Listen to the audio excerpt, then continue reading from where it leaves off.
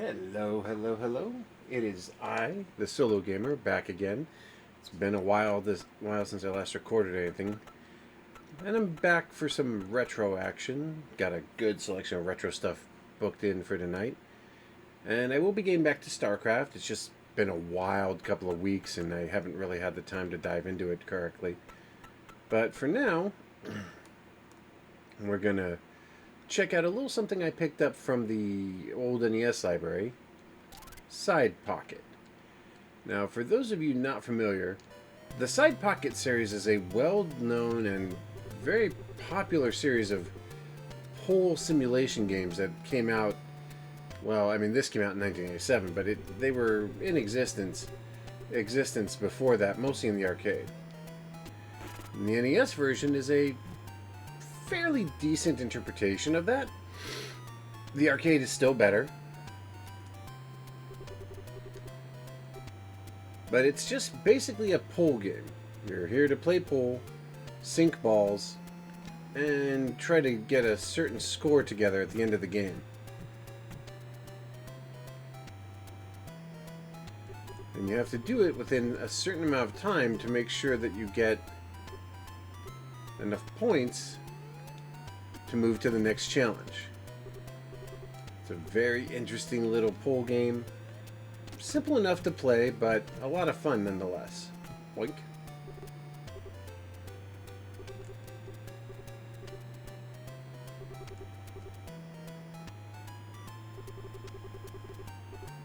And yes, you can do stuff like backspin and what have you if you know how. I, on the other hand, do not.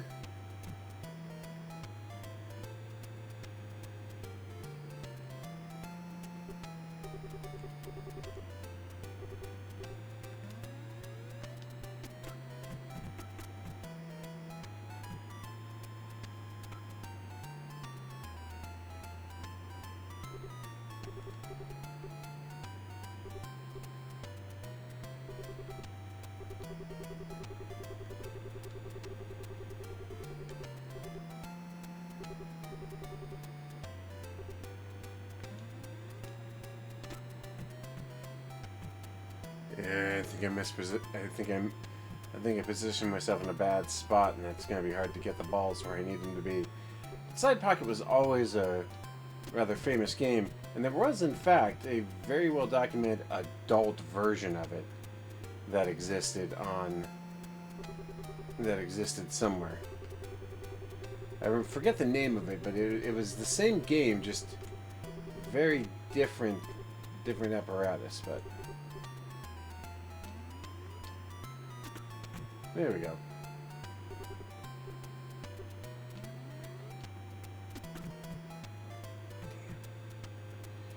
Didn't align that one right. Now, if you can get the balls to go in a certain order, it's actually helpful because it allows you to add extra points by landing them in a certain specific sequence.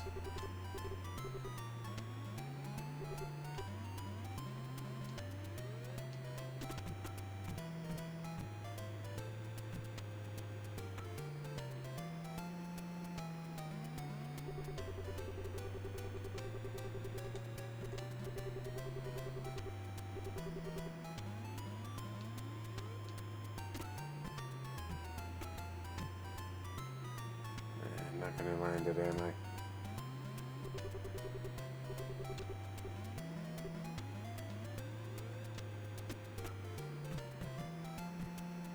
Let's see, I'm bad at pool as it is. Love the game, just suck at it.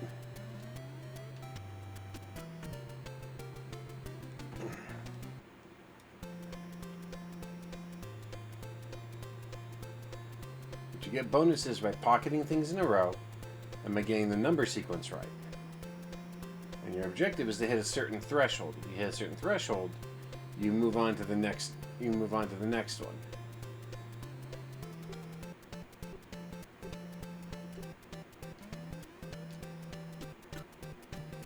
Dang, missed it.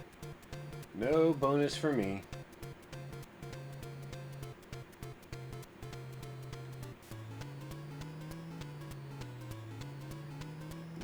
interesting because this is one of the first NES games I remember that explicitly had like human females in skimpy clothes, but they did everything they could to hide it.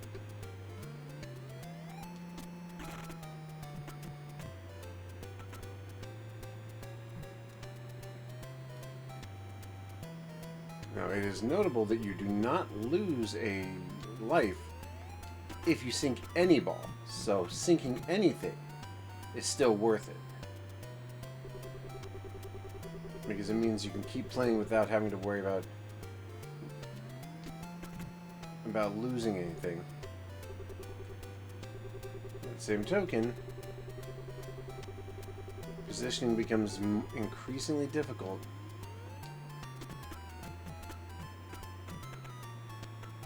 And if you mess up, you can't. It can be almost impossible to land the shot you want.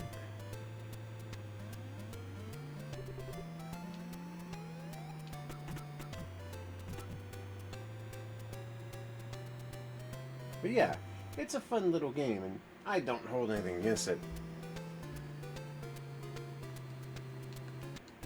For being what it is, but it's a simple little game, and honestly, unless you're really good at pool, it's kind of super hard to pull off.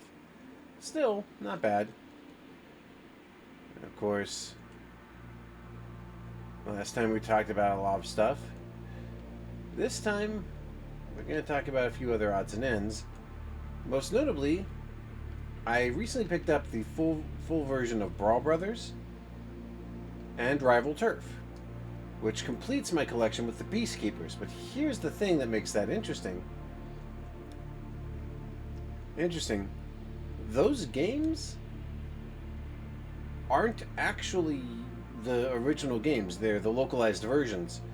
The original games were from the Rushing Beat series, and they unfortunately did not get a proper translation. In fact, the localization for them is awful. It is horrific. It bears almost zero resemblance to its predecessors. But it still works. You know, they were still good, fun little games, just you didn't actually know what the heck was going on.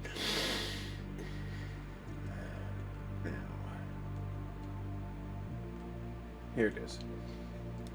Now, I recently acquired this game and had to have it refurbished because it was a little bit damaged.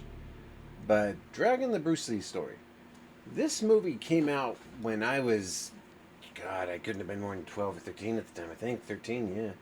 It was about Bruce Lee's life following his passing, and it's this game was made to sort of highlight that, to sort of focus on that.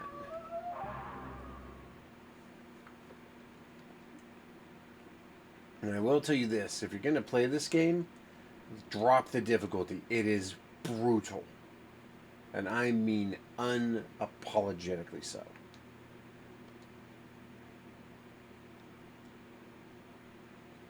But yeah, it basically recreates the major events from the movie itself, starting with the fight here.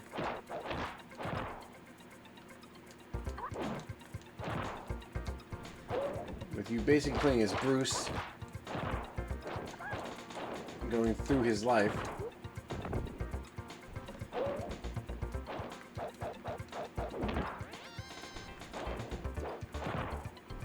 And fighting off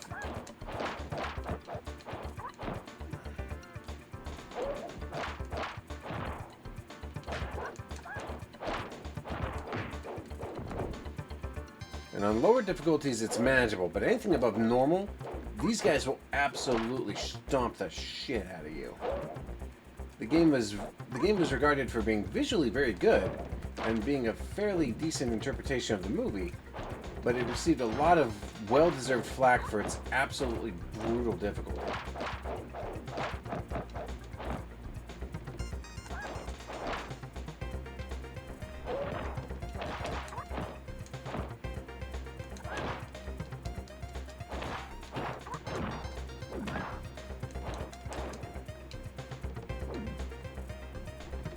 But Bruce is exceptionally agile and has a number of different fighting styles that he can use if you get up enough energy, including his unique Jeet Kune Do style, and then also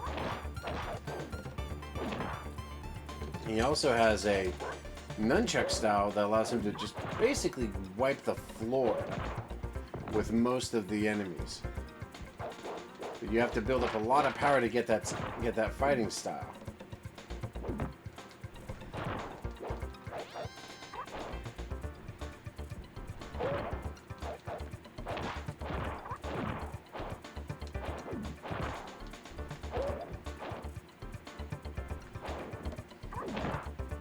Yeah, it is a hard game. Even at the lowest difficulty, it is a tough game. And a lot of it's down to Bruce's own movement is sketchy. And it takes a lot of practice to get used to it. Thankfully, the game does give you 3 attempts, but it doesn't give you any advantages. So if you get knocked down, you start right back at the beginning. And unlike a properly vetted fighting game,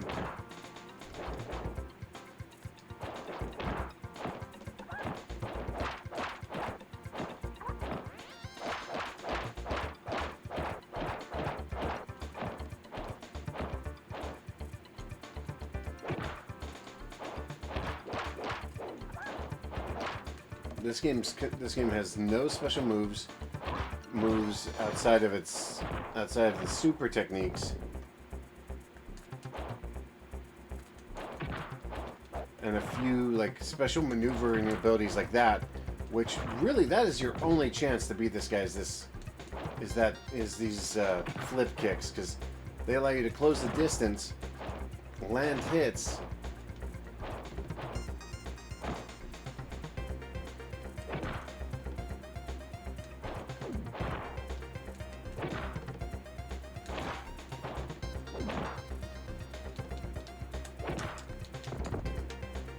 Getting close enough to actually do damage. Unfortunately, and one of the bigger problems of the game is that the enemies always have enormously more health than you do.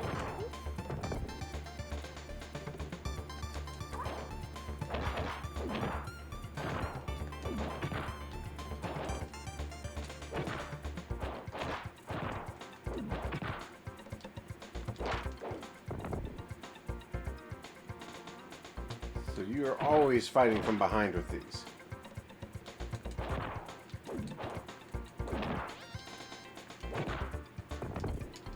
Yeah, it's a good game, but it is hard as hell. And honestly, one of the most difficult fighting games you'll ever play on the NES. It just is. But that being said, not really what I brought you here for today. I've recently acquired a couple of unique PlayStation items. Alien Trilogy and Alien Resurrection. Alien Trilogy, you already know. Alien Resurrection's new. But that's not what I'm here to talk about. I recently acquired a copy of Gear Fighter Dendo, and I wanted to do a sort of first impression because I've never actually played this. Bandai. The only reason I even looked up this game was I saw some video footage of it online. And my immediate reaction was, this looks absolutely ridiculous, and I've got to check this out.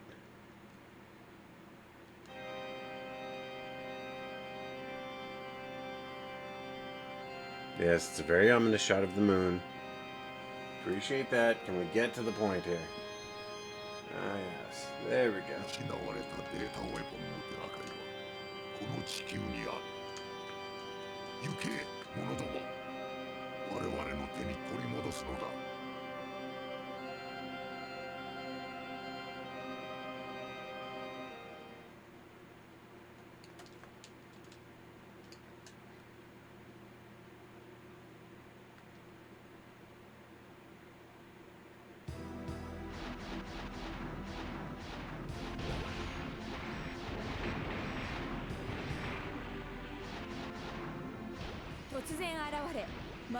Well, these guys aren't doing too good, are they? 北斗と銀が2人の少年は運悪くガルファ機銃に追い詰められてしまう。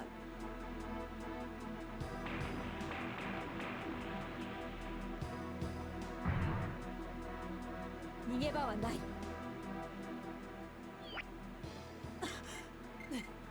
その時、 Okay, 大地を揺るがし okay, those are straight up 現れたものは kids. 巨大ロボット。ロボットは少年たちをコクピットに乗り込ませたのだった。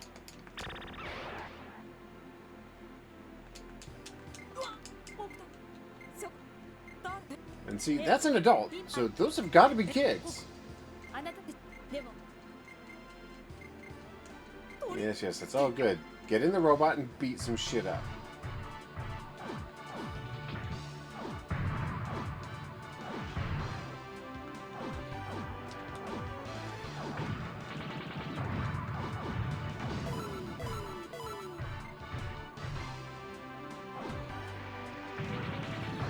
Oh, okay.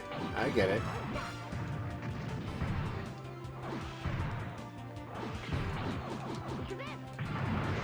Oh, he's got super moves, baby.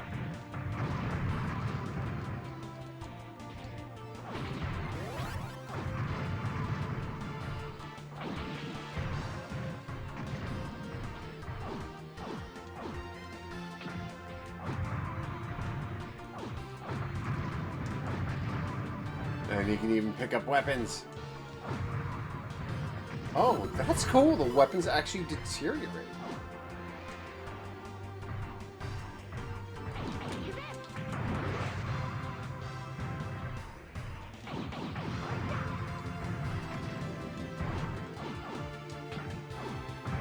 Get thrown.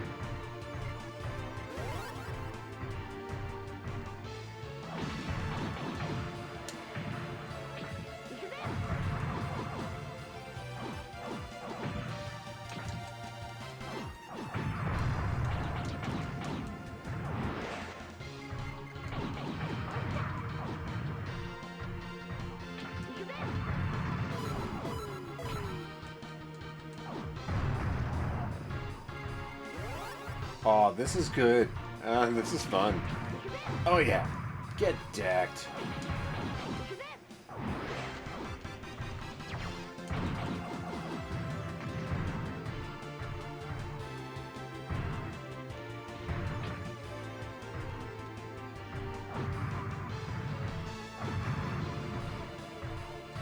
I'm gonna give him the business.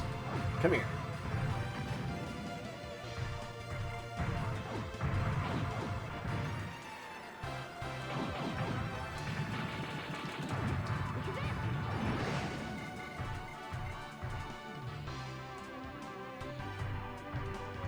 Okay, so yeah, this game, which is Gear Fighter Dendo, released in 2001, near the tail end of the PS1's era, really, yeah.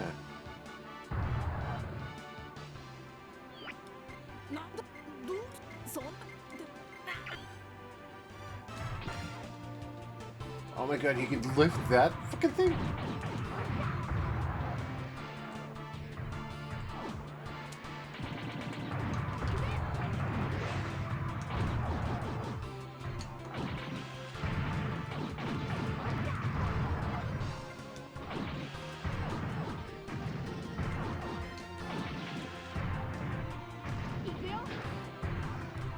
Oh, he's got a leap attack.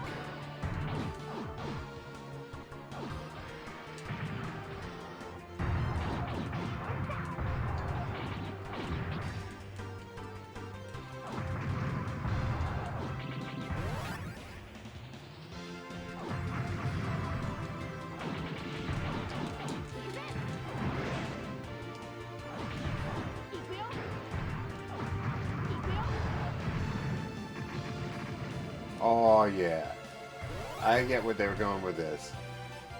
This is fun times. I'm gonna have a good time with this one, I think.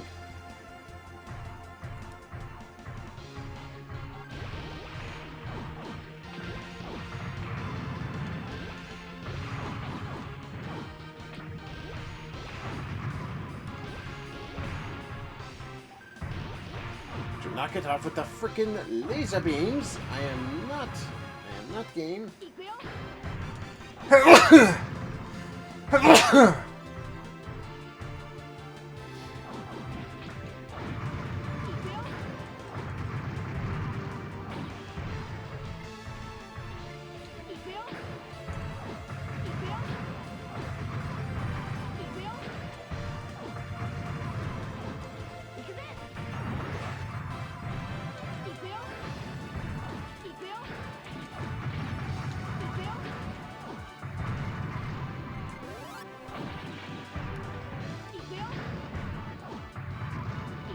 Man, I miss it when games are like this. Simple, straightforward, no complications.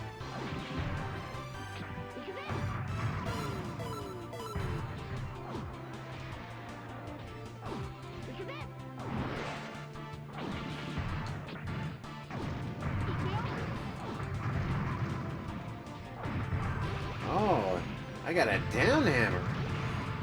Wasn't expecting that.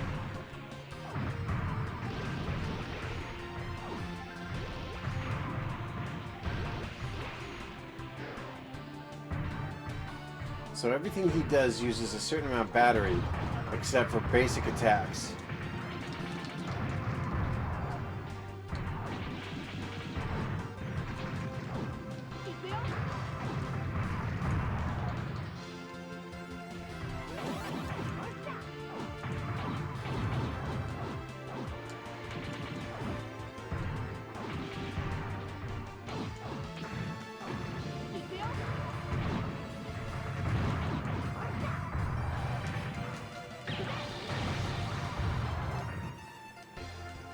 Oh, I didn't mean to do the lightning thing. I just assumed.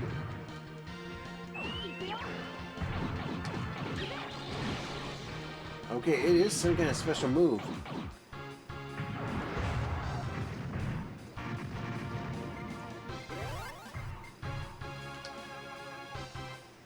I think it's like Shuriken.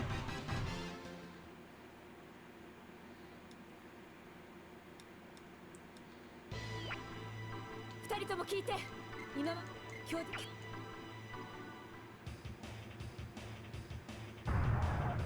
行くぜ。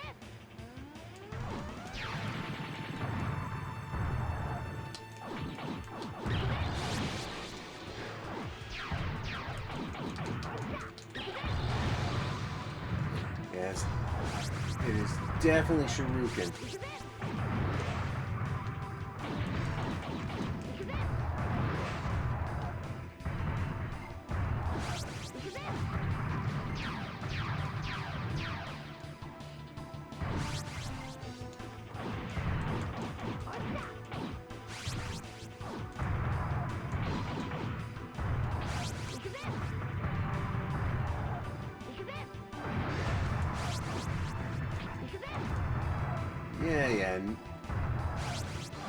Yeah, not happening, dude. You're done. And kaboom! Man, this is like a Power Rangers fighting game without the Power Rangers license, but it's just the Zords throwing down.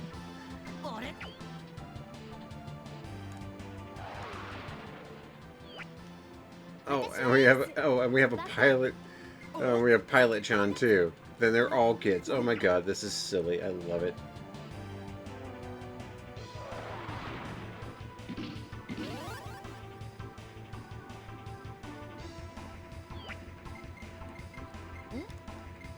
Did they just shoot missile batteries into me to recharge me? Okay. Alright, I get it. I'm down.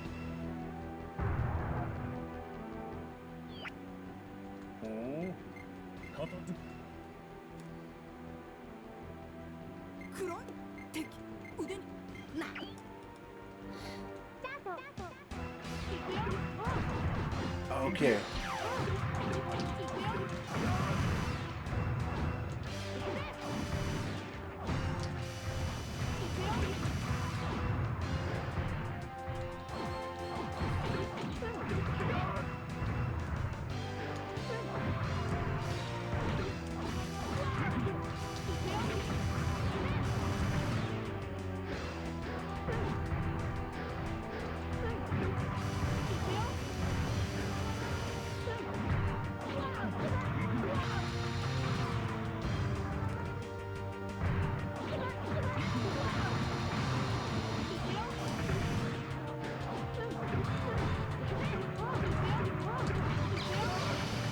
Oh, nice.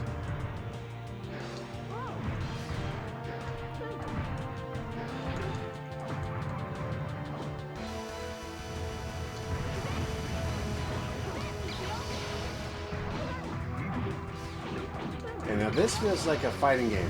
That's a Shuriken. That's the Hadouken.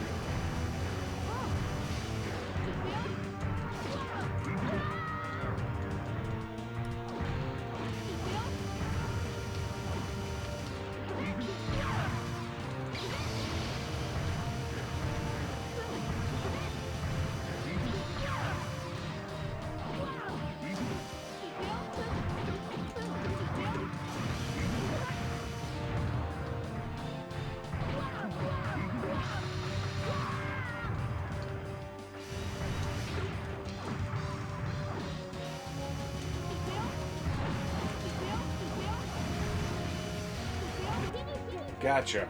Woo. Close fight, but dang. Took you down.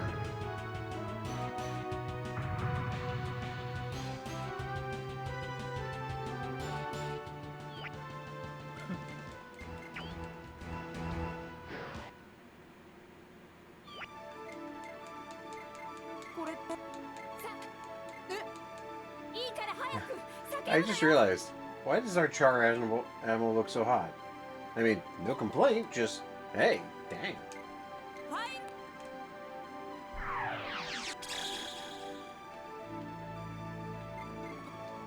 No idea what any of this means, but I gotta admit that is kind of cool.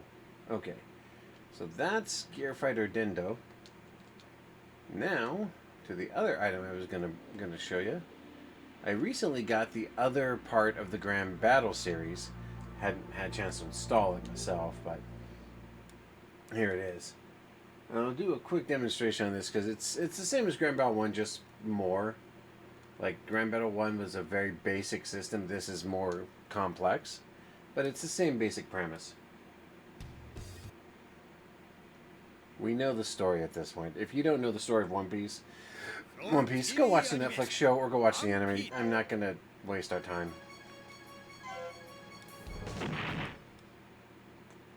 But yeah, it's a basic brawler, arena style Smash Bros.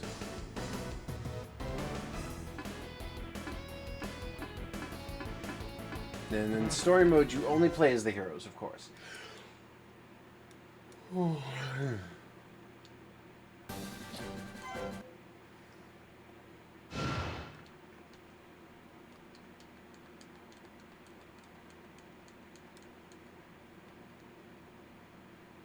And for a PS1 era game, the backgrounds are actually pretty good. I give it credit where it's due.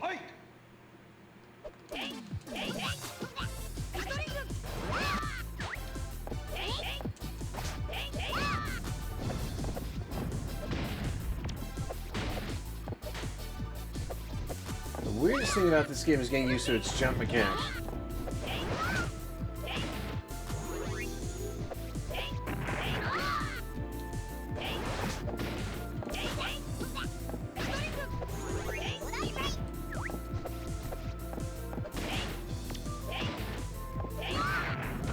Whoa!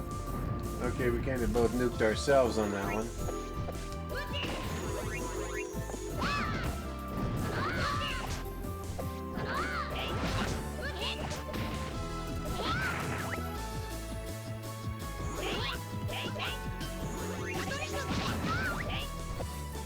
Now, for super moves, there's supposed to be a way to pull them off, and I'm still trying to figure that out. But the game plays pretty difficult.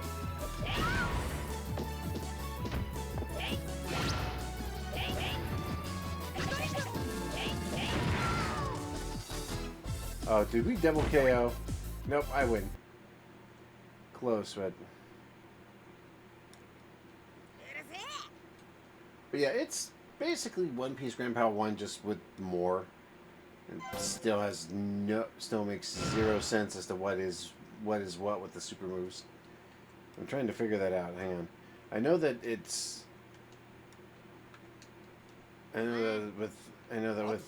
with the characters you got to hit like either L1 or R1 plus 2 buttons.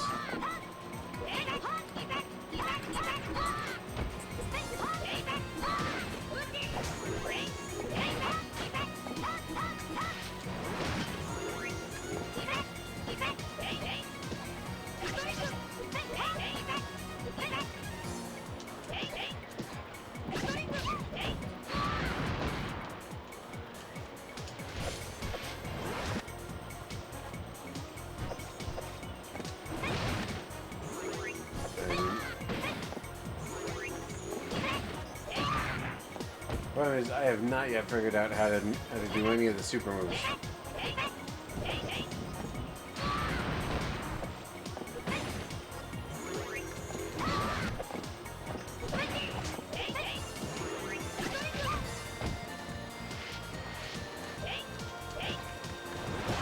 There it goes.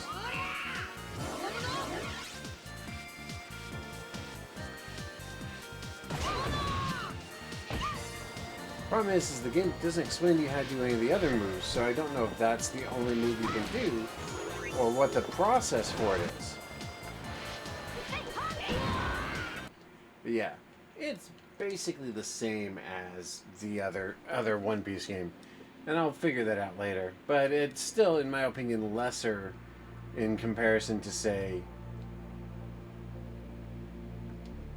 Tatsunoko fight. Yeah, look at that later. But yeah, it definitely feels like it's a lesser version of better games that came out later. I mean, granted, it is a product of its era. It was an early technology, but still, I kind of wish they'd have been able to do more with it. But yeah, still pretty neat. Still, actually, a really cool piece of history. We'll get to the rest of it in a little bit. I need to pause this video here, but we'll go ahead and get that sorted out later. Either way, this is the Solo Gamer signing out for now. I'll catch up with you later. Bye.